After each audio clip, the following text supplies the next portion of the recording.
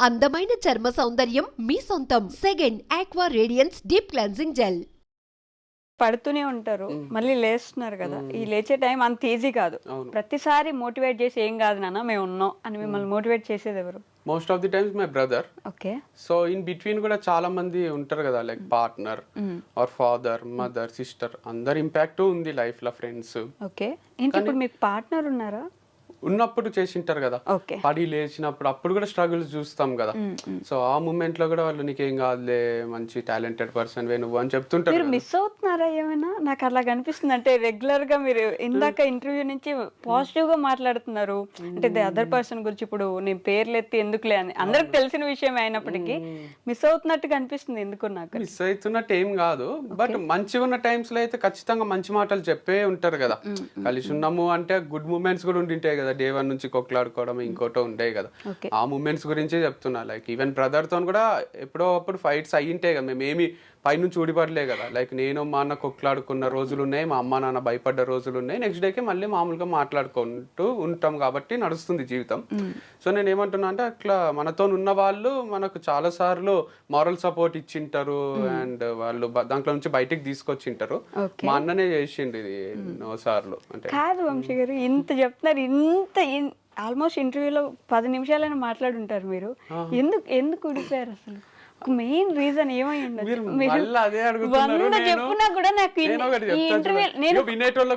To be honest నేను అసలు మాట్లాడదాం అనుకోలేదు ఆ టాపిక్. కాకపోతే మీరు ఇంటర్వ్యూలో కూర్చొని అంత పాజిటివ్ గా మాట్లాడుతుంటే అసలు ఏంటి ఇప్పుడు ఏమైనా మారిపోయారా, లేకపోతే మైండ్ లో ఏం మాట్లాడతలేను. ఇప్పుడు ఒకరు కూలిపోవాలని కోరుకునే మనిషిని కాదు నేను. అంటే వాళ్ళ డౌన్ ఫాల్ చూడాలనుకోను, అదొకటే మాట్లాడినా నేను. ఇప్పుడు బ్రేకప్ గురించో సపోర్ట్ చేసిందని చెప్పారు, అవి చెప్పి నేను అడగదలుచుకోలేదు. అందరికి చెప్పేసారు, విసిగిపోయి ఉంటారు కదా. చెప్పాను కదా ఇప్పుడు ఎట్లయినా, ఎందుకంటే ఆడియన్స్ కోసం చెప్పాను నేను. మనం ఇద్దరమే ఉండి మీరు అడిగితే నేను ఆఫ్ కెమెరా ఆఫ్ చేసినాక చెప్తానేమో, ఇట్లా జరిగింది, ఇట్లా అయింది, ఇందుకు అయింది, ఇట్లా ఏమన్నా మీకన్నా ఇంట్రెస్టింగ్ గా వింటారేమో. కానీ ఆన్ కెమెరా నేను చెప్తే ఎందుకురా మళ్ళీ అది ఏ చెప్తున్నావు అనిపిస్తుంది కదా వాళ్ళకు. ఓకే.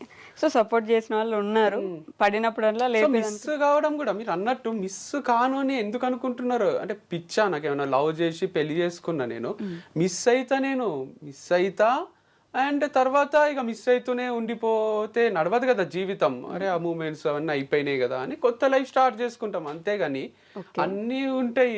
మీరు మిస్ అవుతున్నారా అంటే ఇప్పుడు నేను కళలో నుంచి నీళ్లు తీసినా కూడా ఏం ఉపయోగం లేదు కదా. అదే అందుకే అడిగాను నేను. మరి ఇప్పుడు కూడా మీరు అదిగో మళ్ళీ నన్ను క్వశ్చన్ అడిగేలా చేస్తున్నారు. ఇప్పుడు మీరు మిస్ అవుతున్నాను అంటే నేను అడగనా మరి క్వశ్చన్ ఎందుకు అని అడుగుతారు కదా. ఆబ్వియస్లీ ఇంత మిస్ అయ్యే వాళ్ళు అసలు ఎందుకు అంటే మంచి మూమెంట్స్ ఉంటాయి కదా అంటున్నా. మా ఇద్దరి మధ్యలో లవ్ మ్యారేజ్ అయినప్పుడు ఆబ్వియస్ గా కొన్ని మంచి మూమెంట్స్ ఉంటాయి కదా. అయ్యో వస్తాయి కదా, అప్పుడు మిస్ అవుతాం కదా. నేను ఎందుకు అని బ్రేకప్ అయినందుకు, డివోర్స్ అయినందుకు కొన్ని డిస్టర్బెన్సెస్ కూడా వచ్చింటాయి కదా.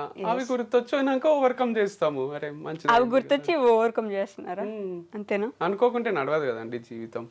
ఏం చేయమంటారు మరి ఏంటి ఇప్పుడు? చెప్పండి. అయిపోయింది నాది. అయిపోయిందా? కాదు, ఇవన్నీ చేశారు, ఇప్పుడు ప్రమోషన్స్ చేస్తున్నారు పక్కన వాళ్ళకి. మీరేం ప్లాన్ చేస్తున్నారు నెక్స్ట్? ఓకే నేను ఇది స్టార్ట్ చేస్తాను, లేదంటే మళ్ళీ మోటివేషనల్ స్పీకింగ్ ఏమైనా చేస్తారు, ఇట్లా ఏమనుకుంటున్నారు నెక్స్ట్? ఏంటి నెక్స్ట్ ఏం అనుకుంటలేను. రోజుకు 20-30 వేలు వస్తున్నప్పుడు నెక్స్ట్ ఎందుకు అనుకుంటారు? పెట్రోల్ కి 2-3 వేలు పోయినా 25 వేలు మిగులుతున్నప్పుడు రోజుకి ఇక నెక్స్ట్ ఆలోచించాల్సిన అవసరం ఏముంది నాకు? తర్వాత ఇది ఆగిపోయినాక మళ్ళీ ఒక వారం ఆలోచించి నేను అక్కడ మళ్ళీ ఏదన్నా ఐడియా క్లిక్ అయితే అది ఇంప్లిమెంట్ చేస్తా, అంతేగాని నేను నెలకు 5-6 లక్షలు వస్తున్న టైంలా ఎఫర్ట్లెస్ గానే అంటే అక్కడికి వెళ్తారు. అంత ఈజీ కూడా ఉండదు. మీరు అంత తీసి పడేకండి, నేను చెప్తే మీరు వినాలి అంతే. మీరు అనరాదు. ఎఫర్ట్లెస్ అంటే చెప్పడం వరకే. దాని వెనకాల ఎంత కష్టం ఉంటది అంటే, పొద్దున్న లేచి స్టార్ట్ కావాలి. కార్లో జర్నీ అంతసేపు కూడా ఎడిటింగ్ చేస్తుంటే నేను పోయినాక వాళ్ళు ఒక కాన్సెప్ట్ చెప్తారు, అది నేను అర్థం చేసుకోవాలి, వాళ్ళకి నచ్చినట్టు చెయ్యాలి. పోస్ట్ చేసేటప్పుడు కూడా వాళ్ళకి నచ్చాలి. అదే పొద్దున్న లేచి ఆఫీసుకి వెళ్ళే వాళ్ళు కూడా ఉంటారండి మీలాగే, ఇంకా ఎక్కువ కష్టపడే వాళ్ళు ఉంటారు అని చెప్తున్నా. నాకేందంటే ఇక మ్యూజిక్ వచ్చిన వాళ్ళకు దేవిశ్రీ ప్రసాద్ ఎట్లయితే మ్యూజిక్ మంచిగా ఇస్తాడో, ఆయనకు పాటకు 5 లక్షలు 6 లక్షలు వస్తున్నాయి అంటే ఈజీగా వస్తున్నాయి, నీకు మ్యూజిక్ వచ్చు చేసేస్తున్నావు అంటే ఆయన ఎన్ని ట్యూన్స్ రిజెక్ట్ చేసి ఉంటారు, ఎంత స్ట్రగుల్ ఉంటుంది. అట్లా నాది కూడా రిజెక్షన్స్ కూడా ఉంటాయి, ఇది వద్దు మాకు, ఈ కాన్సెప్ట్ వద్దు, ఇట్లా చెప్పు అట్లా చెప్పు అంటుంటారు. సో కష్టమే ఉంది. బట్ మీరు అన్నట్టు నెక్స్ట్ ప్లాన్ ఎందుకు లేదు అంటే, నెలకు 25,000 సంపాదించడం అనేది ఒక నాలాంటి మనిషికి it's a God gift and I'm so fortunate about it. నెలకి 25 రోజుకి అదే సారీ నెలకన్నా ఆ నెలకు 25,000 సంపాదిస్తేనే మనము అన్ని ఖర్చులు వెళ్ళిపోయే మనుషులు ఉన్న రోజుల్లో రోజుకి 25,000 సంపాదించడం అనేది అది ఓవర్ నైట్ కూడా జరగలే. 10 ఏళ్ల ముందు నాకు నెలకు 10,000 ఇస్తుంటారు కోఆర్డినేటర్ గా చేసేటప్పుడు. ఇప్పుడు ప్రమోషన్ కి 10,000 ఇస్తుంటారు. అంటే 30 days కి 10,000, 1 hour కి 10,000 స్టేజ్ కి వచ్చిన నేను. 1 hour కి 5 లక్షలు తీసుకునే పీపుల్ కూడా ఉన్నారు. న్యూక్లియా అని సిబిఐటీలో డీజే ప్లే చేస్తాడు, ఆయనకు గంట ప్లే చేస్తే 6 లక్షలు ఇస్తారు. సో అట్లాంటి పీపుల్ ఉన్నారు. యాడ్స్ లో కూడా చెప్తున్నారు నాకు, మీరు ఎందుకు ఇంత తక్కువ తీసుకుంటున్నారు, మీ అంత ఫాలోవర్స్ ఉన్న వాళ్ళు 40K తీసుకుంటారు, 50K అంటే నేను అందరికి రీచబుల్ ఉండాలనుకుంటున్నా, చిన్న స్టేజ్ నుంచి పెద్ద స్టేజ్ వరకు అని చెప్పిన అనమాట. సో అట్లా మళ్ళీ మనం కంపేర్ చేసుకొని ఆ వంశీకి 25,000 వస్తున్నాయి నెగటివ్ కామెంట్స్ పెడదాం ఇక అనుకోకండి మీరు. అంటే రోజుకి 25,000 కాదు, నిజం చెప్పండి, అలవాటు అయిపోయింది కదా. ఇప్పుడు నేను ఏం చెప్పినా జనాలు ఏదో ఒకటి తీసుకొస్తారు. సో ముందు నేనే చెప్పేస్తా, మీరు ఇప్పుడు దీన్ని నెగిటివ్ గా తీసుకోకండి అని. ఎందుకంటే అక్షయ్ కుమార్ రోజు ₹1,00,00,000 తీసుకొని చెప్పుకున్నా బాధనే ఉంది.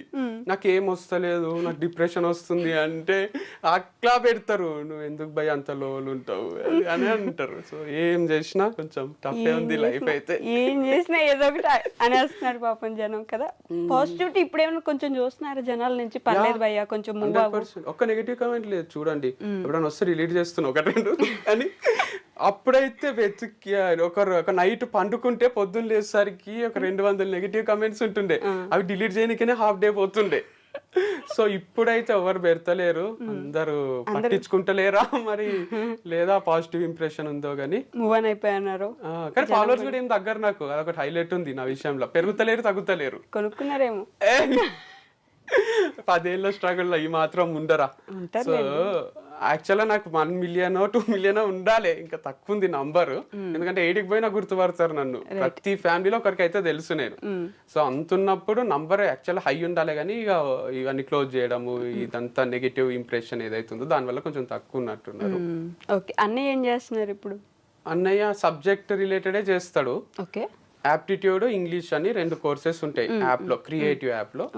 అది ఇంటి నుంచే సేల్ చేస్తాడు, లైక్ రికార్డెడ్ వీడియోస్ ఉంటాయి, దానికి రిలేటెడ్ ప్రమోషన్ చిన్నగా టైప్ లో పెడతాడు. ఆ వీడియో చూసిన వాళ్ళు యాప్ లోకి వచ్చి అది పర్చేజ్ చేసి డెమో క్లాసెస్ ఉంటాయి 3-4 వింటారు, నచ్చితేనే కొంటారు. ఓకే, అమ్మ నాన్న సపోర్ట్ చేస్తున్నారా? ఏం కాదురా, జరుగుతూనే ఉంటాయి, లైఫ్ మూవ్ అవుతూనే ఉండాలి ఇలా అంటారా, లేకపోతే ఏదో ఒకటి చేయండి రా నాయన అంటారా? ఈజీ గోయింగే ఉంటారు అమ్మ నాన్న, అందుకే ఇంకా వాళ్ళతోనే బతకగలుగుతున్నా. లేకపోతే నువ్వు ఏందిరా ఇన్ని కాంట్రవర్సీలు, పంచాయతీ ఏంది అని భయం అవుతుంది వాళ్ళకి. ఇప్పుడు బ్రాండ్ అంబాసిడర్స్ కూడా అమ్మాయిలు చేంజ్ అవుతుంటే ఏ ఫాదర్ మదర్ కైనా గుండెదడ పెరుగుతుంది కదా. నేను వచ్చి ఇప్పటి వరకు ఒక లెక్క, ఇప్పటి నుంచి ఒక లెక్క అని చెప్తుంటా. ఓకే, ప్రతి ఒక్క అమ్మాయిని తీసుకొచ్చినప్పుడల్లా ఇప్పటిదాకా అది సరే, అమ్మాయిలకు వాళ్ళకు అందరికి ఎట్లా అనిపిస్తుంది, కానీ అమ్మ నాన్నకైతే డైరెక్ట్ బ్లడ్ రిలేషన్ కదా, ఇక్కడ ఇంకొకటి ఏదో చేసినట్టే ఉన్నాడు అని భయం అయితే ఉంటది వాళ్ళకు. కానీ వాళ్ళు సపోర్టే చేస్తారు. లైక్ రీసెంట్ గా కూడా మ్యారేజ్ బ్యూరో నుంచి ఒక మెసేజ్ వచ్చింది నాకు, మ్యాచెస్ కి చూస్తున్నారా అని. ఓకే, చెప్పండి మంచి అమ్మాయి ఉంటే చేసుకుంటా అని రిప్లై ఇచ్చిన. అది మా అమ్మకు, అక్కకు, డాడీకి కూడా చెప్పిన. వాళ్ళు ప్రొఫైల్ షేర్ చేస్తుంటే నేను అది గ్రూప్ లో షేర్ చేస్తున్నా, మా ఫ్యామిలీ గ్రూప్ లో. చూడండి మీకు నచ్చిన అమ్మాయినే చేసుకుంటా, లాస్ట్ టైం నాకు నచ్చిన అమ్మాయిని చేసుకున్నా, ఈసారి మీకు నచ్చిన అమ్మాయిని చేసుకుంటా అని. అంత సపోర్టింగ్ ఫ్యామిలీ కూడా ఉంటారు కదా, లైక్ చేసుకోబెట్టాయే అన్నట్టే ఉంటారు వాళ్ళు. మంచిదే కదా, అంటే ఒంటరిగా ఉండిపోవాలి అని జీవితాంతం అని ఉండదు కదా, వాళ్ళకు ఒక తోడు ఉండాలి, మేము ఎన్ని రోజులు వీనితోనే ఉంటాము అనే ఫీలింగ్లు ఉంటారు కదా పేరెంట్స్, నీకు కూడా ఫ్యూచర్ లా ఉండాలి కదా అని. సో మంచి సపోర్ట్ చేస్తున్నారు. సో నేను ఏం చేసినా సపోర్ట్ చేస్తారు. అట్లని తప్పులు చేస్తే తిడతారు, కానీ నేను తప్పులు చెయ్య కదా. తప్పులు చేయరా? మెచ్యూరిటీ అవుతుంది. మీరు చేసేవన్నీ తప్పులే కదా, మీరు అంటున్నారు. రోజు తప్పులతో నేర్చుకుంటున్నారు మీరు. తప్పులతోటి నేర్చుకుంటలేను, వచ్చిన కష్టాలతోటి, వచ్చిన ఫెయిల్యూర్ తోటి నేర్చుకుంటున్నా. ఒక ఇంటర్వ్యూకి పోయి ఫెయిల్ అయినావు అంటే తప్పు చేసినట్టే కాదు కదా. అది తప్పు కాదు, కాకపోతే మీరు బిజినెస్ పెట్టి ఫెయిల్ అయ్యారంటే ఎక్కడో దగ్గర తప్పు జరిగిందనే కదా. తప్పు జరగకుండా కూడా మూసుకోవాల్సి వస్తుంది కదా, అంటే వేరే వాళ్ళ తప్పు వల్ల కూడా. ఎవరు తప్పు వల్ల అయినట్టు? ఇప్పుడు నాపై నెగిటివ్ పబ్లిసిటీ చేసిండ్రు కదా. ఎవరు?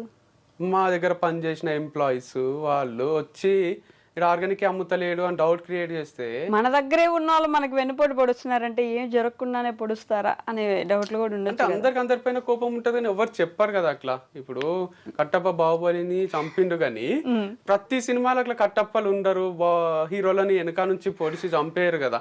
ఒక్కసారి జరిగిందంటే అది వన్స్ ఇన్ మిలియన్ జరుగుతుంది, మిలియన్ టైమ్స్ లో.